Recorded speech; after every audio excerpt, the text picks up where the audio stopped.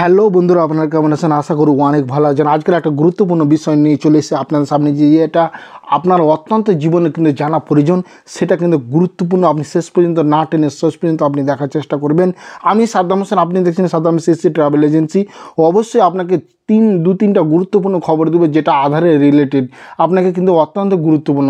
আপনাকে সর্বপ্রথম আপনাকে জানিয়ে রাখি যে আপনারা এতদিন আধারের জন্ম তারিখ দিয়ে আপনারা যে কোনো কাম আপনারা করে রেখেছিলেন, কিন্তু বুঝতে পারছেন করে রেখেছিলেন, নেক্সটে কিন্তু আর করতে পারবেন না। আধারের জন্ম তারিখ আধার কার্ড দিলে মানে সব কিছু নাম, বয়স আর জন্ম মানে ঠিকানা হিসাবে সব কিছুই ইউজ হতো। কিন্তু এখন থেকে বন্ধুরা, এখন থেকে কিন্তু আপনি আর মানে আধারের সঙ্গে সঙ্গে কিন্তু আপনাকে জন্মের প্রমাণপত্র কিন্তু আপনাকে অবশ্যই দিতে হবে। না দিলে কিন্তু আপনি যে কোনো কাজ, স্কুল ভর্তি হতে পারবেন না, আপনি কোনো পাসপোর্ট বানাতে পারবেন না, আপনি কোনো লাইসেন্স বানাতে পারবেন না, আপনি কোনো ভোটার কার্ড বানাতে পারবেন না, অনেক কিছুই বানাতে পারবেন না। তো কি নিউজ বেরিয়েছে আপনাকে অবশ্যই জানাবো। আপনি শেষ পর্যন্ত ভিডিওটা না টেনে দেখে যাবেন।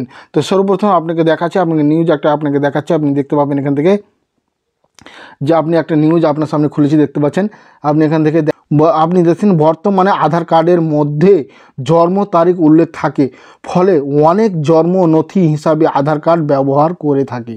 এই কথাটা আমি আগে বললাম, এখনও বলছি আপনাকে। তবে এবার থেকে চালু হতে চলেছে নয়া নিয়ম, ফলে জন্মের নথি হিসাবে আধার কার্ড ব্যবহার করা যাবে না। Unique identification authority of India মানে ইউআইডিআই তরফ থেকে এই নিয়ম পরিবর্তনের কথা বলা হয়েছে, বুঝতে পারছেন। 2 নম্বরে বলছেন, গত 1 ডিসেম্বর থেকে এই নিয়মের চালু করার ইউআইডিএ জানিয়েছিলেন জন্মের তারিখ, মাস ও বছর ইত্যাদি পরিবর্তন করে অনেক বিভিন্ন পদক্ষেপ করেছে। এই জালিয়াতি ঠেকাতে নতুন পদক্ষেপ নেওয়া হয়েছে, বুঝতে পারছেন। জালিয়াতি থেকে মুক্ত হওয়ার জন্য এই কিন্তু নিয়েছে, বুঝতে পারছেন। এবার থেকে আপনি 3 নম্বরে দেখেন যে ইউআইডিএর নতুন নিয়ম চালু হবার পর আধারের সঙ্গে সঙ্গে ব্যর্থ বার্থ সার্টিফিকেট প্রয়োজন পড়বে, বুঝতে পারছেন। আধার দিয়ে আপনি ধরলেন যে কিছু রেশন কার্ড করছিলেন, আধারের সঙ্গে রেশন কার্ড করছিলেন, বা ভোটার কার্ড করছিলেন, স্কুলে ভর্তি করছিলেন, অনেক কিছু করছিলেন, কিন্তু এখন শুধু আধারের সঙ্গে বার্থ সার্টিফিকেট কিন্তু আপনাকে জরুরি হয়ে গেছে, বুঝতে পারছেন। বার্থ সার্টিফিকেট কিন্তু আপনাকে দিতেই হবে, না দিলে কিন্তু আর আপনি স্কুলে ভর্তি করতে পারবেন না, আপনি কিছুই করতে পারবেন না। এই জায়গাটা আপনি সাফ করে ক্লিয়ার করে দিচ্ছে, বুঝতে পারছেন। এই জায়গাটা আপনাকে ক্লিয়ার করে বলে দিচ্ছে। তো এবার বিষয় আধারের পরিকল্পনা ডিপুটি ডাইরেক্টর রাকেশ নিয়মের ফলে স্কুল কলেজ ভর্তি হোক বা পাসপোর্ট তৈরি হোক অথবা আধারের সর্বোচ্চ পরিচয় হিসাবে ব্যবহার করা যাবে, তবে কেবলমাত্র জন্ম তারিখ যাচাইয়ের জন্য বার্থ সার্টিফিকেট আলাদা করে পেশ করতে হবে। মানে বুঝলেন, নাম আপনি নাম হিসাবে ইউজ করতে পারবেন, আর অ্যাড্রেস হিসাবে ইউজ করতে পারবেন, বুঝতে পারছেন। আর কোনো হিসাবে ইউজ আর করতে পারবেন না। জন্ম হিসাবে আপনাকে অন্য কোনো একটা ডকুমেন্ট দিতে হবে। আপনাকে 4 নম্বর বলছে, মূলত আধার জন্ম তারিখ ও নাম পরিবর্তনের পেনশন স্কিম আইডি ইত্যাদি সব বিভিন্ন ক্ষেত্রে কিন্তু বিভিন্ন সুবিধা নিচ্ছেন মানুষ। মানে একটা ডকুমেন্ট দিয়েই কিন্তু দেখেন কতগুলো জিনিসের নিয়ম বলছে, যে একটা ডকুমেন্ট যে মূলত আধারের জন্ম তারিখ ও নাম পরিবর্তন করে পেনশন স্কিম, একাডেমি ইত্যাদি সব বিভিন্ন প্রকল্পের সুবিধা নিচ্ছে মানুষ। এটা কিন্তু সবাই নিচ্ছিল, সবারই জানা, একটা ডকুমেন্ট দিলেই হয়ে যাচ্ছিলো। এর আগে যদি ইউআইডিআই একাধিক কড়া ব্যবস্থা নেওয়ার কথা বলেছিল, তবে ফলপ্রদ হয়নি, তাই এমনই সিদ্ধান্ত নেওয়া হলো, বুঝতে পারছেন।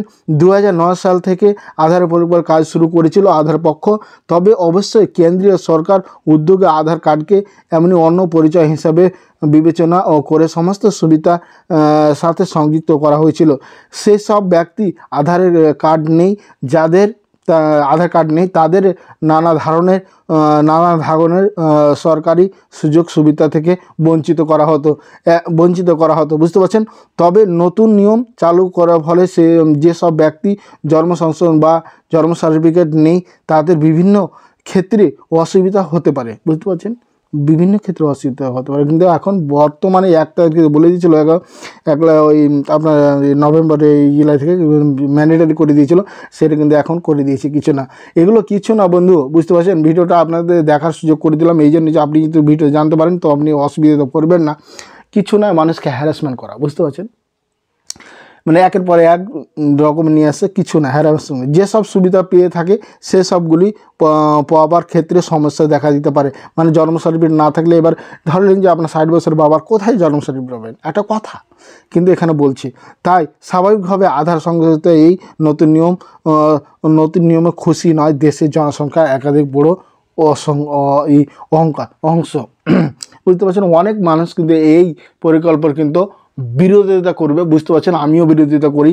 কেন যে এতগুলো মানুষ যাদের 50-60 বছর কোথায় জন্ম সার্টিফিকেট পাবে, সেই কিন্তু এখন তো ব্যবস্থা করেনি সরকার, যে এটা ব্যবস্থা করতো কিন্তু তবুও তাহলে কিন্তু মানুষ ওখানে ঠিক আছে জন্ম সার্টিফিকেট মানে আধার কার্ড দিলে জন্ম সার্টিফিকেট বেরিয়ে আসতো, তাহলে ওটার দরকার হতো কি না হতো সেটা তো পরের ব্যাপার ছিল, দরকার না হতো কোনো টেনশন ছিল না। কিন্তু এখন কিন্তু আপনাকে এটা করতেই হবে, না করলে আপনার উপায় নেই, বুঝতে পারছেন। আর একটা 2 নম্বর কথা হচ্ছে, আর একটা খবর আপনাকে জানিয়ে রাখি যে বর্তমানে এখন যে আমরা জানতাম যে হাজব্যান্ড নাম লেখা থাকতো, আপনি মানে মেয়েদের ক্ষেত্রে আপনি ধরো বাবার বাড়ি থেকে শ্বশুর বাড়ি আসলেন তো ওখানে লেখা থাকতো হাজব্যান্ড নেম, এখানে তারপর লেখা থাকতো ফাদার নেম, তারপর লেখা থাকতো কেয়ার অফ, বুঝতে পারছেন। এখন কিন্তু এইগুলো চেঞ্জ করার পরে এখন বর্তমানে এটা মানে আপনার হাজব্যান্ড নাম আর লেখা থাকবে না, আর ফাদার নাম লেখা থাকবে না, সিধা লেখা থাকবে কেয়ার অফ। কে আপনাকে দেখাশোনা করছে, আপনাকে মানে কে দেখাশোনা করছে সেটাই লেখা থাকবে, মানে দুটো অপশন হটিয়ে সিধি কেয়ার অফ C/O এরকমভাবে আপনাকে লেখা থাকবে, বুঝতে পারলেন। এটা একটা গুরুত্বপূর্ণ বড় আপডেট মেয়েদের ক্ষেত্রে, ছেলেদের সবারই ক্ষেত্রে, বুঝতে পারছেন। আর ফাদার মাদার হিসাবে কিছু লিখে থাকবে না, যে আপনি এখন পরিচয় করতে পারবেন না যে এটা আমার স্বামী, আপনি নিজে বলবেন যে এটা আমার স্বামী, তো এটা স্বামী, এটা আমার বাবা, এটা বাবা, মানে ডকুমেন্ট হিসাবে আর কোনো আধার কার্ড হিসাবে ডকুমেন্ট হিসাবে উল্লেখ করা থাকতো আধার কার্ডে, সেই উল্লেখটা কিন্তু এখন হটিয়ে দিচ্ছে একদম, বুঝতে পারছেন, মোদী সরকার কিন্তু। আর এখন থেকে আপনি নতুন করে যদি বড় আধার কার্ড ডাউনলোড করেন তো আপনি শুধু মাস আর দিনটা দেখতে পাবেন না, শুধু বছরটাই দেখতে পাবেন। আপনি ট্রাই করতে পারেন, এটা 30/12/2023 থেকে লাগু হয়ে গেছে, কিন্তু এটা কিন্তু আপনি ট্রাই করে দেখতে পারেন। আমি আজকে দেখেছি, তাই আপনাদেরকে এইটা লেটেস্ট নিউজটা আমি আপনাকে দিয়ে দিলাম, বুঝতে পারলেন।